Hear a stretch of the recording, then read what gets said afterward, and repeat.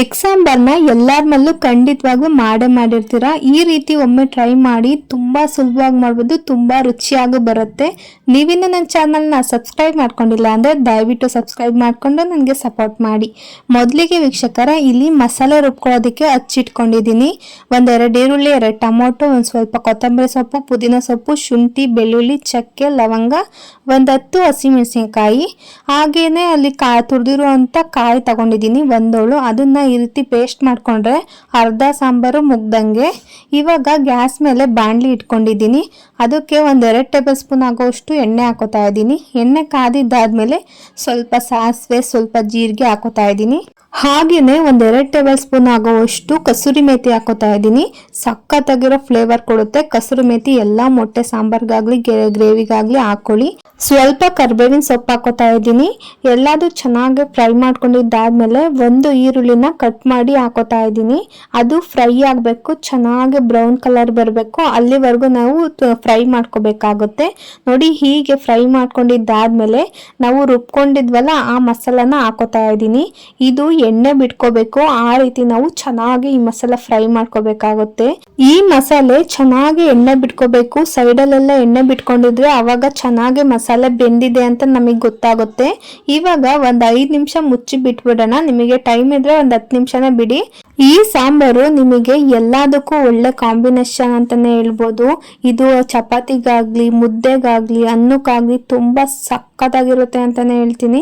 ನಿಮ್ಗೆ ಯಾವ ಕನ್ಸಿಸ್ಟೆನ್ಸಿಲಿ ಬೇಕೋ ಆ ಕನ್ಸಿಸ್ಟೆನ್ಸಿಲಿ ಮಾಡ್ಕೊಬಿಟ್ರೆ ಸಖತ್ತಾಗಿರುತ್ತೆ. ಸಾಂಬಾರ್ ಆದ್ರೆ ಸಾಂಬಾರ್ ಆಗುತ್ತೆ, ಗ್ರೇವಿ ಆದ್ರೆ ಗ್ರೇವಿ ಆಗುತ್ತೆ. ಇದಕ್ಕೆ ಮೇನ್ ಬೇಕಾಗಿರೋದು ಮಸಾಲೆ ರುಬ್ಬದ್ನಲ್ಲ, ಅದು ಕರೆಕ್ಟಾಗಿ ಹಾಕ್ಬಿಟ್ರೆ ಸಾಂಬಾರು ತುಪ್ಪ ಇದ್ದಂಗಿರುತ್ತೆ, ಅಷ್ಟು ಸಖತ್ತಾಗಿರುತ್ತೆ. ನೋಡಿ, ಈ ರೀತಿ ಎಣ್ಣೆ ಬಿಟ್ಕೋಬೇಕು.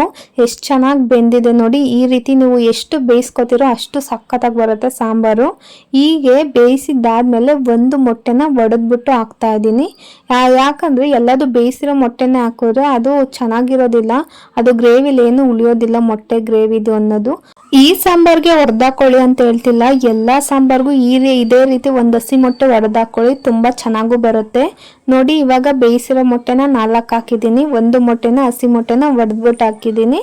ಇವಾಗ ಚೆನ್ನಾಗಿ ಒಂದು ಕುದಿ ತಗೊಬರೋಣ. ಅಲ್ಲಿವರೆಗೂ ಚೆನ್ನಾಗಿ ಕುದಿಸ್ಕೊಳ್ಳಿ ಮಸಾಲೆಯಲ್ಲಿ ಮೊಟ್ಟೆಗಳನ್ನ. ಇವಾಗ ರುಚಿಗೆ ತಕ್ಕಷ್ಟು ಉಪ್ಪು ಹಾಕೋತಾ ಇದ್ದೀನಿ. ಇವಾಗ ನಿಮ್ಮ ಮನೆಯಲ್ಲಿ ಯಾವ ತರ ಪುಡಿ ಇದೆಯೋ, ಚಿಕನ್ ಮಸಾಲೆ ಇದೆಯಾ, ಗರಂ ಮಸಾಲ ಇದೆಯಾ, ಯಾವುದಾದ್ರೂ ಒಂದು ಮಸಾಲಾನ ಇವಾಗ ಹಾಕೊಳ್ಳಿ. ತುಂಬಾ ಮಸಾಲೆಗಳನ್ನು ಹಾಕೋದಕ್ಕೆ ಹೋಗಬೇಡಿ, ಎಲ್ಲ ಬಾಯಿಗೆ ಮಸಾಲೆನೇ ಸಿಗುತ್ತೆ. ಒಂದೇ ಒಂದು ಸ್ವಲ್ಪ ಟೇಸ್ಟಿಗೆ ಅಂತ ಗರಂ ಮಸಾಲ ಹಾಕೊಳ್ಳಿ, ಇಲ್ಲ ಅಂದರೆ ಅದು ಸ್ಕಿಪ್ ಮಾಡ್ಕೊಳ್ಳಿ. ಇಲ್ಲ ಚಿಕನ್ ಮಸಾಲ ಹಾಕ್ಕೊಳ್ಳಿ. ಯಾವುದು ನಿಮ್ಮಲ್ಲಿ ಇದೆಯೋ, ಯಾವುದು ಅವೈಲಬಲ್ ಇದೆಯೋ ಅದನ್ನು ಮಾತ್ರ ಹಾಕ್ಕೊಳ್ಳಿ.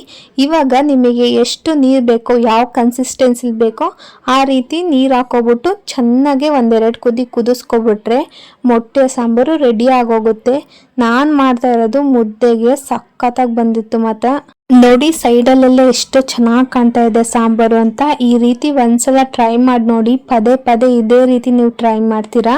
ಇಷ್ಟೇ ವೀಕ್ಷಕರೇ, ತುಂಬಾ ಈಸಿ, ಸಖತ್ತಾಗಿ ಬಂದಿದೆ ಮಾತ್ರ ಸಾಂಬಾರು. ಈ ವಿಡಿಯೋ ಇಷ್ಟ ಆಯ್ತು ಅಂದ್ರೆ ಲೈಕ್ ಮಾಡಿ, ಶೇರ್ ಮಾಡಿ, ನನ್ನ ಚಾನಲ್ನ ಸಬ್ಸ್ಕ್ರೈಬ್ ಮಾಡ್ಕೊಳ್ಳೋದಂತೂ ಮರಿಬೇಡಿ. ಇದೇ ತರ ಈಸಿ ರೆಸಿಪೀಸ್ ನಿಮಗೆ ಬೇಕು ಅಂತಂದ್ರೆ ನನ್ನ ಚಾನಲ್ನ ಫಾಲೋ ಮಾಡ್ತಾ ಇರಿ. Thank you.